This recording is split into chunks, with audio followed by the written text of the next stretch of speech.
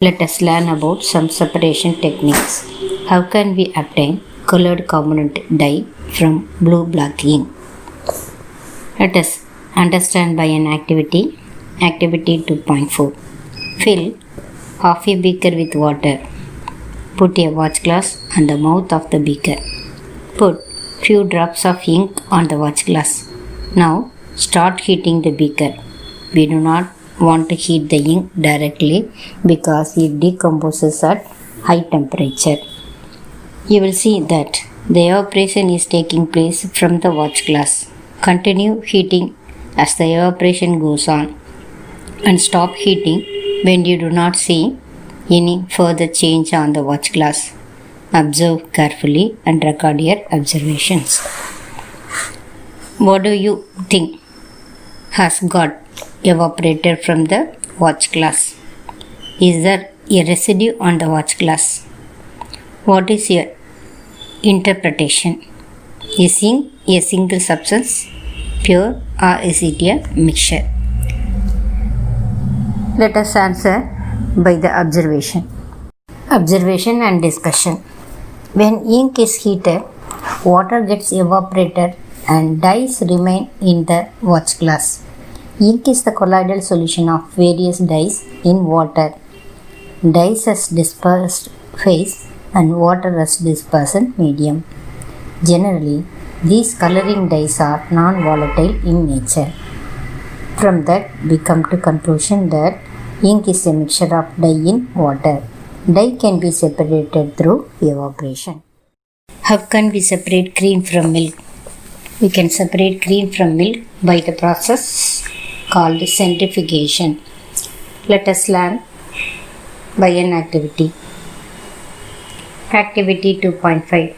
Take some full cream milk in a test tube. Centrifuge it by using centrifuging machine for 2 minutes. If a centrifuging machine is not available, we can use the milk churner at our home.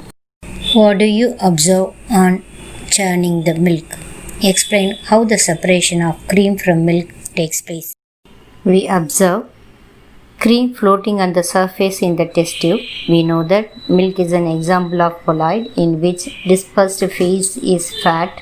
When milk is churned or centrifuged, the fat particles collect together to form cream, which is lighter.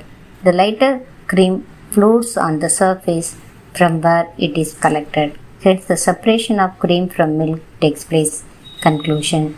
The two liquids which form colloid having different densities can be separated by centrifugation method. Sometimes the solid particles in a liquid are very small and pass through a filter paper.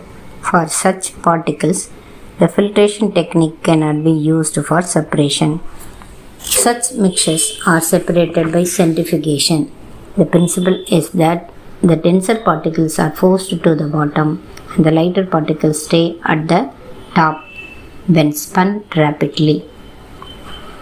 Applications of centrifugation. It is used in diagnostic laboratories for blood and urine tests. Used in dairies and home to separate butter from cream. It is used in washing machines to squeeze out water from wet cloths. How can we separate a mixture of two immiscible liquids? Activity 2.6. Let us try to separate kerosene oil from water using a separating funnel. Pour the mixture of kerosene oil and water in a separating funnel.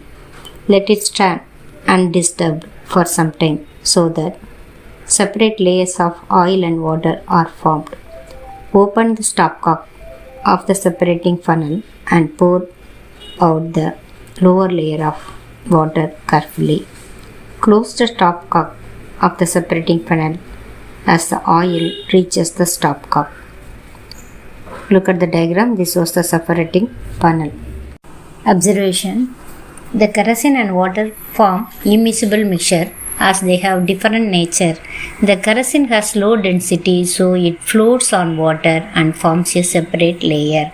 From that, we come to conclusion that two immiscible liquids form two separate layers, so these can be separated by using separating funnel. Application of this method: it is used to separate mixture of oil and water and in the extraction of iron from its ore. The lighter slag, that is waste matter, is removed from the top by this method to leave the molten iron at the bottom in the furnace. Furnace is boiler.